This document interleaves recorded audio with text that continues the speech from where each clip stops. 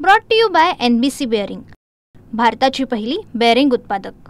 ठीक आहे, आता विरोधक आहेत ते त्यांचं काम करतायत, आम्ही आमचं काम करतोय। आता ऑपरेशन सिंदूर पंतप्रधानांनी आपल्या मिलिटरीने राबवलं, त्याच्यामध्ये चुकीचं काय आहे? आणि मग जर बदला घेण्याचं काम जर आपल्या पंतप्रधान आणि मिलिटरीच्या मंडळीने जर केलं असेल तर उलटं ह्या मंडळींनी त्यांचे शुभेच्छा देणं गरजेचं होतं। परंतु जर विरोध नाही करणार ते विरोधक कसे असू शकतात? ते त्यांचं काम करतील, आम्ही आमचं काम करू। भारत पाकिस्तानचा सामना होतोय, मात्र सामन्याला संजय राऊत असतील किंवा संपूर्ण ठाकरे गट विरोध करताना पाहायला मिळतोय।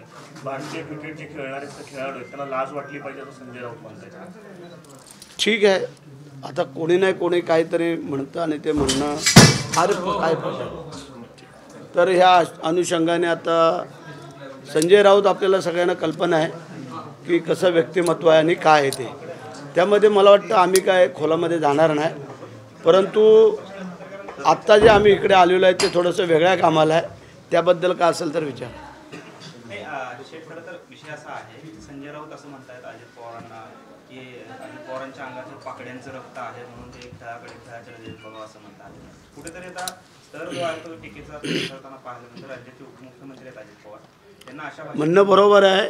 आता संजय राऊत जर काय बोलला नाही तर मग उद्धव ठाकरे त्याला मला वाटत नाही तिथं ठेवतील, असे त्याला बोलण्यासाठीच ठेवलेलं आहे। दुसरं काय करतायत? तो काय पक्ष वाढवतोय, काय करतोय किंवा काय असं मला एखादं उदाहरण द्या की बाबा त्यांनी पक्ष वाढवायचं काम केलं आहे, पक्ष बुडवायचं काम त्याच्याकडे जे दिलेलं आहे ते तो चोखपणे करतोय, त्याच्यामुळे त्याला ते बोलणंच आहे। एकनाथ शिंदेसोबतचे लोक सर्व चुआ आहेत, म्हणजे खालच्या भाषेत ते बोलत की सर्व लोक चुआ आहेत आणि त्यांनी मॅच बघण्याला सांगण्याचं काय अधिकार आहे? चुवा आहे का आणखीन काय आहे हे आम्ही त्यावेळेला दाखवून दिलेलं आहे। एकनाथ शिंदे साहेबांचा नाद कोणी करायचा नाही हे त्यांनी दाखवून दिलेलं आहे। त्याच्यामुळे आता वेगवेगळ्या उपमा काढल्याशिवाय बोलल्याशिवाय संजय राऊतांचा दिवस जात नाही आणि तुम्हालाही करमत नाही त्यांच्याशिवाय, म्हणून हे त्याचं चालू आहे। एकीकडे अतिवृष्टीमुळे शेतकऱ्यांचं मोठं नुकसान झालंय, मात्र तुमचं जंगी स्वागत केलं जातंय, काय सांगाल यावर? हे बघा, आता मी इथं आलेलो आहे कार्यक्रमाला, जे काय नुकसान झालेलं आहे त्याची भरपाई देण्याचं काम आमचं चालू आहे आणि ते काम आम्ही सरकारच्या माध्यमातून करतो आहे। पंचनामे चालू आहेत, पंचनामे झाल्यानंतर ते सुरू होतील, कारण अतिवृष्टी ही कोणाच्या हातामध्ये काय राहिलेली नाही आहे। तो निसर्ग कधी काय करेल हे सांगू शकत नाही। आता हे जे काय स्वागत केलेलं आहे ते आम्ही इथं आल्यानंतर, मंत्री झाल्यानंतर पहिलीच वेळ इथं मी आलेलो आहे आणि त्याच्यामुळे आमच्या ताईने, आमच्या जिल्हा प्रमुख ह्या सगळ्याच मंडळींनी जे स्वागत केले ते केले, त्याबद्दल काही दुमत नाही आहे। शेठ, बंजारा समाज आणि धनगर समाजाला जे आहे ते आरक्षण जे आहे आदिवासीमधून देऊ नये, नाहीतर सत्ताधारी आमदार जे आहेत पाडवी ते सरकारमधून बाहेर पडतील असा इशारा त्यांनी दिलेला आहे। आता प्रत्येकजण वेगवेगळ्या कारणाने बोलत असतो, सरकारची जबाबदारी आहे आणि ते आमचे मुख्यमंत्री, आमचे उपमुख्यमंत्री आणि आम्ही मंत्रिमंडळ, आम्ही सगळे मंडळी ह्या काळजीमध्ये आहोत की कोणाचंही नुकसान न होता, मग भले कुणबी समाजाचं असेल त्यांचं नुकसान न होता मराठ्यांना द्यावं, आदिवासींचं नुकसान न होता धनगर समाज किंवा काही इतर समाज आहेत त्यांना द्यावं, आम्हाला त्याबद्दल नाही आहे। कुठल्याही समाजात अडचण करून आम्हाला दुसऱ्याला देऊ नये हे आमचं म्हणणं। खरं तर या अगोदर जितेंद्र आव्हाड जे आहेत ते मराठा आरक्षणासंदर्भात बोलत होते, मात्र आता जे आहे त्यांचं शिबिर चालू आहे, त्यामध्ये ते असं म्हणतात की ओबीसीच्या आरक्षणाला धक्का लावू नये सरकारने, असं म्हणतात। नाही, ठीक आहे, जितेंद्र आव्हाड काय बोलतोय किंवा काय करतोय ह्याच्यापेक्षा जे पूर्वी एकनाथ शिंदे साहेबांनी 10% आरक्षण दिलेलं आहे ते अजून चालू आहे आणि आत्ता जे काय देवेंद्र फडणवीस साहेबांनी परवा जे काय सांगितलेलं आहे की हैदराबाद गॅजेट आणि सातारा औंध गॅजेट हे आत्ता जे काय ते काढतायत त्यातून जे काय असेल ते आम्ही काही वेगळं सांगतो, वेगळं मागतो अशातला भाग नाही। आमची हीच मागणी आहे, इतर कोणावरतीही अन्याय न होता हे मिळावं हे प्रत्येकाची मागणी आहे।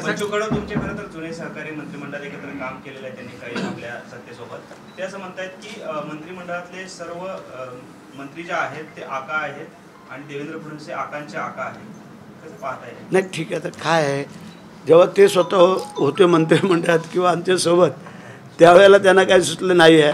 आता बाहेर पडल्यानंतर जनतेला आकर्षित करून घेण्यासाठी किंवा लोकांना आपलंसं करण्यासाठी तुम्हाला काय ना काहीतरी सांगण्यासाठी हे वक्तव्य काही ना काहीतरी करत असतात. सगळ्याच वक्तव्यांकडं गांभीर्याने घ्यावं असं मला वाटत नाही. भाऊ, मध्यंतरी देवाभाऊ या नावाचं जे आहे ते मध्यंतरी कॅम्पेनिंग मोठ्या प्रमाणात झालं होतं, वृत्तपत्रामध्ये जाहिराती आल्या होत्या. आज त्याच्याच प्रत्युत्तर म्हणून देवा तूच सांग अशा पद्धतीचं कॅम्पेनिंग चालू झालेलं आहे. कॅम्पेनिंग वॉर नेमका कधी थांबेल काय वाटतं? आता हे मुळात आम्हाला नाही माहिती. ज्या वेळेला आम्ही टी व्हीला पेपरला जाहिराती सगळ्या कटआउट लावलेले पाहिल्यानंतर आम्हाला कळलं. त्याचा कोणाला तेवढा उलगडा झाला नाही. परंतु हरकत नाही आहे. शिवाजी महाराजांना जर पुष्पांजली वाहत असतील तर वाईट काय आहे? चांगली बाब आहे ना की शिवाजी महाराजांना त्यांनी पुष्पांजली वाहिलेली आहे की त्यांनी इतर कोणाला वाहिलेली नाही. शेठ, दोन तुमचे सहकारी आहेत, एक संजय गायकवाड आणि छगन भुजबळ. संजय गायकवाड छगन भुजबळांना म्हणतात महायुतीतून लाद घालून बाहेर काढ. कशा पद्धतीचे बघता हे वक्तव्य आहे? लाद घालून बोलला काय मला नाही माहिती, परंतु मोठा माणूस आहे आपले छगन भुजबळ साहेब. जर असं बोललं असेल तर ते बोलू नये असं आम्ही त्यांना सांगू शकतो. परंतु हे वादिवाद न करता हे आरक्षण संपायला पाहिजे.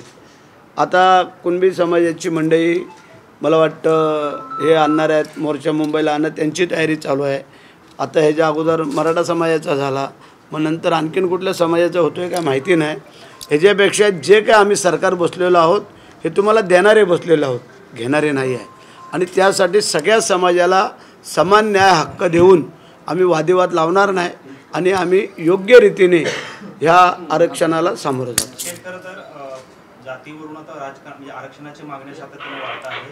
एकीकडे मराठा समाजाला आरक्षण दिलेलं आहे जी आर काढून, मात्र दुसरीकडे आता ओबीसी समाजातले काही तरुण आहेत, तरुणी आहेत, पालक आहेत. आता दुसरी आत्महत्या ओबीसी समाजातून पाहायला मिळते. दुसरीकडे महादेव कोळी प्रमाणपत्र द्यावं यासाठी मुलीला ॲडमिशन मिळत नाही म्हणून ते द्यावं म्हणून पालकांनी आत्महत्या केली.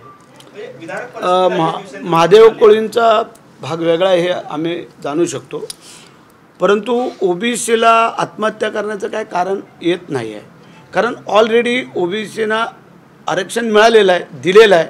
मग त्यांना नोकरीमध्ये आहे, शिक्षणामध्ये आहे, राजकारणामध्ये आहे, सगळ्यामध्ये आहे की बाबा मराठ्यांनी जर कोणी केली तर आपण ते समजू शकतो की आम्हाला मिळतच नाही, मिळणार आहे का नाही, कधी होणार का, हा भाग आहे. पण ओबीसीला ऑलरेडी दिलेलं आहे आणि ते आरक्षण चालू आहे. हा ज्या वेळेला तुमचं आरक्षण कमी होईल किंवा तुमच्यावर काय अन्याय अत्याचार होईल त्यावेळेला एखादी आत्महत्या झाली किंवा काय तर आपण समजू शकतो. पण आता ह्याला कारण काय हे शोधणं गरजेचं आहे की बाबा तुम्हाला कारण काय आहे आत्महत्या करण्याचं ह्याचं पण त्याच्यामध्ये असं आहे की छगन भुजबळ 2 दिवसांपूर्वी म्हणाले की आता आरक्षण बचावण्यासाठी बलिदान देण्याची वेळ आलेली आहे. कुठेतरी त्यामुळे अशा आत्महत्या होतात का? आणि छगन भुजबळांच्या विधानामुळे हे सगळं घडतंय का? असं नाही व्हायला कुठल्याही समाजाचे असं होऊ नये असं आम्हाला वाटतं. जसं आम्ही शेतकऱ्यांना आव्हान करतो की तुम्ही आत्महत्या करू नका, काय नाही तरी मार्ग तोडगा काढू, तसं आम्ही हा तोडगा काढायला बसलेलो आहोत की असं नाही की सरकार पळणार आहे, त्यातनं तोडगा काढतो. आणि म्हणून मागच्या वेळेला जे काय आम्ही एकनाथ शिंदे साहेब सरकारमध्ये मुख्यमंत्री होते तेव्हा त्यांनी काढला, आता देवभाऊ त्याच्यामध्ये ते तोडगा काढतायत. काहीतरी आम्ही करतोय ना, असं नाही ना की स्वस्त बसलोय लक्ष देत नाही तुम्ही काही करा असं नाही आहे. आता काही राजकीय लोकांनी एवढं टोकाला समाजाला नेता कामा नये असं मला वाटतं. तुमचे सहकारी मंत्री आहेत तेच अशा पद्धतीची भाषा करत असतील तर मग त्याचा समाजावर परिणाम होणारच ना. 100% आपलं म्हणणं योग्य आहे, बरोबर आहे, त्याबद्दल चुकीचं आहे असं आम्ही म्हणत नाही आहे. परंतु आता काही समाजाच्या ह्याच्यावरती जर काही पोळी भाजण्याचा प्रयत्न करत असतील तर ते बरोबर नाही असं आम्हाला वाटतं. शेठ, खरं तर तुळजाभवानी मंदिर जे आहे येणाऱ्या नवरात्र महोत्सवामध्ये जे भाविक जे आहेत ते VIP भाविक आहेत त्यांचे शुल्क आहे ते वाढवलेलं आहे, त्यामुळे भाविकांमध्ये नाराजगी व्यक्त केली जाते. आपण नाही VIP लोकांना लाईनीत उभं राहायला कंटाळा येतो ना, मग त्यांनी पैसे भरावे, त्यात काय मोठी नवल आहे. जे सामान्य लोक आहेत ते बिचारे लाईनीमध्ये जातात येतात. मग आमच्यासारखे VIP लोकांना जर जलद पाहिजे आणि ते जर पाहिजे तर आम्ही पैसे भरले तर काय अडचण. सोलापूर महापालिका निवडणुका जवळ हे अरे खोल रे दे. हां, महापालिका निवडणुका जवळ आलेल्या आहेत. सोलापूरमध्ये कशा पद्धतीचं एकंदरीत चित्र असणार आहे? कारण महायुतीवरून आमच्या आता नेते मंडळी आमच्या सोबत आहेत. त्या ज्योतिताई असतील, आमचे जिल्हा प्रमुख असतील, आमचे भाज्या असतील, आमचे आबंगराव असतील किंवा आमचे तालुका प्रमुख संपर्क, हे सगळीच मंडळी आज याच ठिकाणी आहेत. म्हणजे आमची इच्छा आहे की जे वरती आमचे नेते मंडळी जे ठरवणार आहेत की महायुती लढावी आमची त्याला तयारी आहे, आमच्या कार्यकर्त्यांची पण तयारी आहे. परंतु योग्य निर्णय होणं गरजेचं आहे स्थानिक पातळीवरती. आणि तिथे एखादं काय पाठीपुढं असेल ते आम्ही सरकूया. परंतु कोणी कोणाला एकदमच फाट्या मारायचा प्रयत्न झाला तर मग तो विचार वेगळा होईल. पण आत्ता आमचं म्हणणं आहे की आम्ही महायुतीमध्ये लढणार. सर, तुमचे जुने सहकारी आहेत शिवाजी सावंत आणि सोलापूर शहरातले काही पदाधिकारी आहेत, त्यांनी राजीनामा दिला होता. 40 पदाधिकाऱ्यांनी राजीनामा दिला होता. ते आता भाजपमध्ये प्रवेश करणार आहे. कशा पद्धतीने मग स्थानिक स्वराज्य निवडणूक डोळ्यासमोर? ठीक आहे, तो राजकीय भाग आहे. कसं आहे, आता प्रत्येकाची विचारसरणी मानसिकता वेगवेगळी असू शकते. त्याला तुम्ही आम्ही कोणच काय सामोरं जाऊ शकत नाही आहे. सगळं तो परी दिलं आहे. कोणाला काय नाही दिलं पक्षाने असं एखादं उदाहरण आम्हाला सांगा. आता ह्याच्या पलीकडे अजून काय हवं असेल तर मग ते शिंदे साहेबांना सांगावं लागेल. Brought to you by NBC bearing, भारताची पहिली बेअरिंग उत्पादक.